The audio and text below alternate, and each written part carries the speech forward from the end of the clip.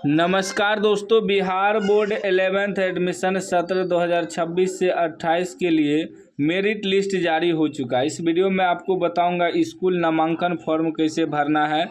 जो भी स्कूल आपको आवंटित किया गया होगा उस स्कूल में जब आप एडमिशन कराने जाएंगे तो इसी प्रकार का फॉर्म मिलेगा। इस फॉर्म को कैसे भरना है ध्यान से देखिएगा, स्टेप बाय स्टेप मैं आपको बताऊंगा। यदि आप फॉर्म भरने में कोई भी गलती करते हैं तो आपका नामांकन रद्द हो जाएगा, ठीक ना। और क्या क्या डॉक्यूमेंट लगेगा, कितना रुपया लगेगा स्कूल में नामांकन कराने में, सारा जानकारी इस वीडियो में आपको बताऊंगा। नामांकन हेतु आवेदन पत्र, ठीक ना, देख सकते हैं इसी प्रकार का फॉर्म आपको मिला होगा।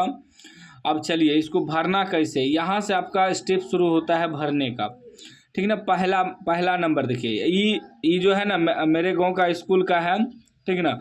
आपके गांव का स्कूल का होगा तो आपका स्कूल का नाम होगा, ठीक।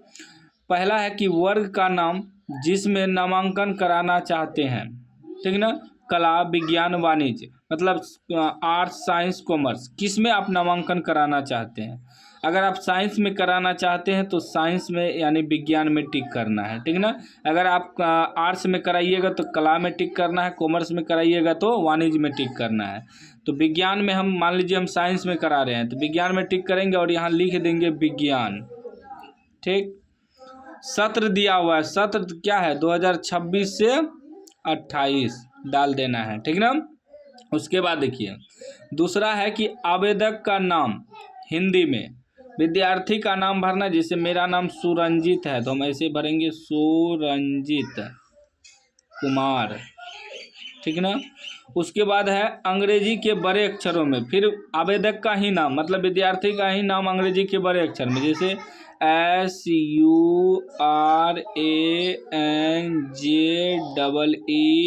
SURANJEET सुरंजित कुमार, अंग्रेजी के बड़े अक्षर में ही आपको भरना है।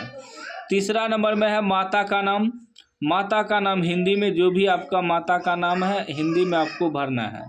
फिर अंग्रेजी में माता का नाम जो भी है आपको अंग्रेजी के बड़े अक्षर में ही भरना है, ठीक ना। छोटे वर्ड में नहीं भरना है, अंग्रेजी के बड़े अक्षर में। यहाँ फोटो भी आपको चिपका देना है, ठीक ना। उसके बाद चौथा नंबर में है पिता का नाम, पिता का नाम आपको हिंदी में भरना है, फिर पिता का ही नाम अंग्रेजी में आपको भरना है, अंग्रेजी के बड़े अक्षर में, ध्यान से समझिएगा।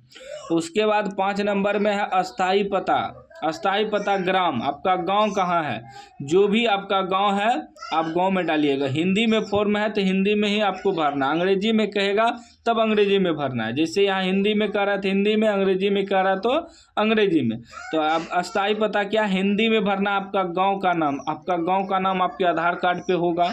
आपका थाना कहाँ है, थाना का नाम थाना भरना है, आधार कार्ड में होगा। डाकघर आपका कहाँ है उसको भरना है, जिला आपका कहाँ है उसको भरना है।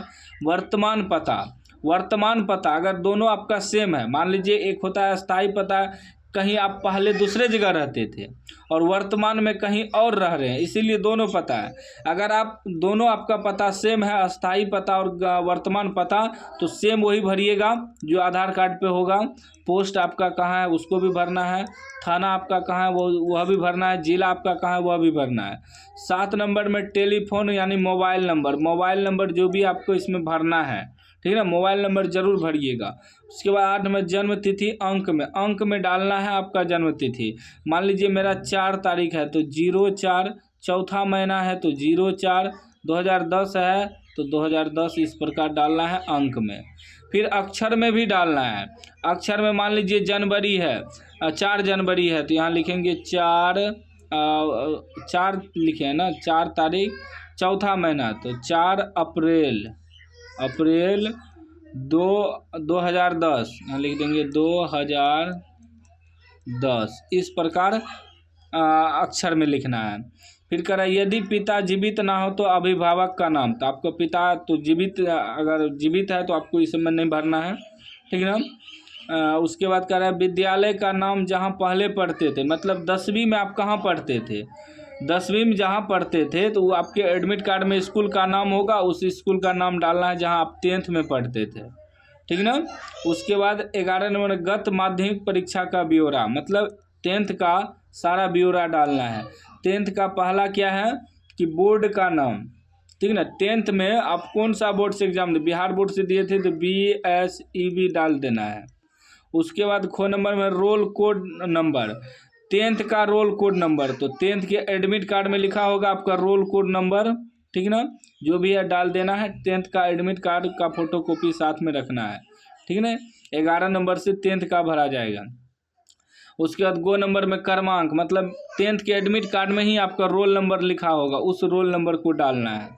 फिर केंद्र, मतलब आपको कहाँ पर परीक्षा दिए थे 10th का जो बोर्ड एग्जाम दिए थे वो केंद्र का कहाँ था, परीक्षा स्कूल का नाम, ठीक ना, जहाँ आप 10th का बोर्ड एग्जाम दिए थे 10th के एडमिट कार्ड में लिखा होगा परीक्षा केंद्र, उसको भरना है। फिर पंजीयन संख्या आपके 10th के रजिस्ट्रेशन कार्ड पे होगा और 10th के एडमिट कार्ड पे भी आपका पंजीयन संख्या या रजिस्ट्रेशन नंबर लिखा हुआ रहेगा, उसको भरना है। फिर श्रेणी, मतलब आपके फर्स्ट डिवीज़न किए हैं या सेकेंड डिवीज़न किए हैं या थर्ड डिवीज़न, उसको इसमें लिखना है। प्राप्तांक, कितना नंबर आया है, ठीक है ना, उसको लिखना है। प्रतिशत, कितना नंबर प्रतिशत में यहाँ निकाल के इसमें डाल देना है, ठीक ना।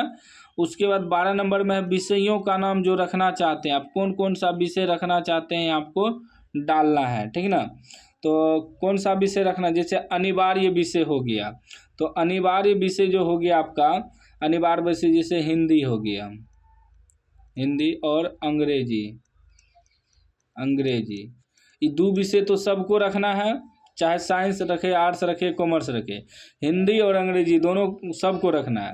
उसके बाद है वैकल्पिक विषय, ठीक ना, वैकल्पिक विषय 3 विषय आपको मेन विषय चुनना है। मान लीजिए आप साइंस रखे हैं तो हिंदी अंग्रेजी रखें, तो अब कुछ लोग इसमें बायोलॉजी भर देगा, ठीक ना, जीव विज्ञान,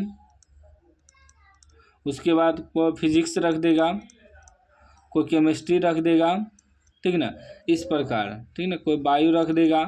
अब किसी को मैथ रखना है तो क्या भरेगा, मैथ, फिजिक्स, केमिस्ट्री। अब किसी को बायोलॉजी रखना है तो बायोलॉजी, फिजिक्स, केमिस्ट्री, ठीक है ना। 3 विषय इसमें आपको भर देना है, जो भी मेन विषय है। अब कोई आर्ट्स रखेगा तो इसमें हिंदी भरेगा, अंग्रेजी भरेगा। अब इसमें कोई साइकोलॉजी रख लेगा, कोई हिस्ट्री रख लेगा, कोई पॉलिटिकल साइंस रख लेगा, तो 3 विषय आपको रखना है। यहाँ है अतिरिक्त विषय, आप जो भी एक्स्ट्रा विषय रखना चाहते हैं अपना एक्स्ट्रा विषय का नाम भर दीजिएगा, जो भी आप एक्स्ट्रा विषय रखना चाहते हैं। यहाँ देखिए, यहाँ क्या क्या लगेगा, यहाँ लिखा हुआ है, देखिए विद्यालय का प्रमाण पत्र, ठीक ना, वो जो होता है जिसे हम लोग SLC कहते हैं, SLC लगेगा। अंक पत्र लगेगा, मतलब ओरिजिनल मार्कशीट, अगर ओरिजिनल नहीं है तो इंटरनेट द्वारा निकाल के निकाले हैं जो वो लगेगा। प्रवेश पत्र मतलब एडमिट कार्ड, जाति प्रमाण पत्र, पंजीयन प्रमाण पत्र, प्रवचनल प्रमाण पत्र। देखिए क्या क्या डॉक्यूमेंट लगेगा, यहाँ डॉक्यूमेंट भी लिखा हुआ है, ठीक ना। उसके बाद देखिए 13 नंबर, आवेदक कहाँ रहना चाहता है, छात्रावास या स्थानीय निजी आवास में। तो आप तो अपने घर में रहेंगे तो निजी आवास लिख देना है, आवास, निजी आवास भर देना है।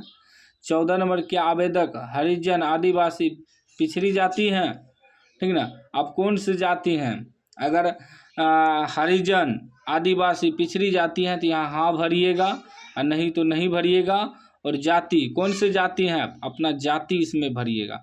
अब जाति में जैसे कि देखिए कुछ लोग OBC, SC ST भरेगा, नहीं, वो कोटि में भरा। जाति में सीधा आपको जैसे धानुक हुआ, धानुक भरेगा, ठीक है ना। मुसहर भरेगा, बनिया भरेगा, ठीक है ना। राजपूत तो राजपूत भरेगा, ऐसे जाति भरना है। उसके बाद 15 आवेदक की तिथि, आप किस दिन फॉर्म को भर रहे हैं, किस दिन जमा कर रहे हैं, उस तिथि लिख देना है। आवेदक का आधार नंबर, आप अपना आधार नंबर, विद्यार्थी का आधार नंबर इसमें भरना है। आवेदक का ईमेल आईडी भी आपको डालना है, ठीक है ना। आवेदक का बैंक खाता का ब्यौरा, मतलब सबसे पहले खाता नंबर लिखना है, ठीक। बैंक का नाम लिखना है, कौन सा बैंक है, SBI है तो SBI डालिएगा, सेंट्रल होगा तो सेंट्रल, केनरा बैंक होगा केनरा, जो भी बैंक का नाम है डालना है। बैंक IFSC कोड इसमें डालना है, पासबुक पे लिखा हुआ रहेगा। उसके बाद इसमें यहाँ आपको आवेदक का हस्ताक्षर यानी विद्यार्थी का साइन होगा और इसमें प्रधानाध्यापक का साइन होगा। और नीचे में आपको कुछ नहीं भरना है, ये रसीद काट के देंगे स्कूल वाले, ठीक ना, ठीक। तो उम्मीद है आप समझ गए होंगे फॉर्म भरने के लिए। अब आपसे दिक्कत नहीं होगा, आप आसानी से आप फॉर्म भर पाएंगे। और फॉर्म जब भर के जमा कर देंगे तो इसके साथ डॉक्यूमेंट आपको लगा देना, आधार कार्ड, मार्कशीट, मैट्रिक का एडमिट कार्ड का फ़ोटोकॉपी, मैट्रिक का रजिस्ट्रेशन कार्ड का फ़ोटोकॉपी, जाति या प्रमाण पत्र फ़ोटो यहाँ चिपका देना है, मोबाइल नंबर, ईमेल आईडी वगैरह भर देना है, ठीक ना। और पैसा जो लगेगा, साइंस वालों को 1200 रुपया लगेगा, ठीक ना। और आर्ट्स वालों को लगेगा, आर्ट्स वालों को 840 रुपया, कॉमर्स वालों को 850 रुपया, ठीक ना। लेकिन स्कूल में हो सकता है ज़्यादा भी मांगा जाए आपसे, क्योंकि सभी स्कूल अलग अलग फीस लेता है। लेकिन बिहार बोर्ड का कहना है कि साइंस वालों को 1200, आर्ट्स वालों को 840, कॉमर्स वालों को 850, ठीक ना।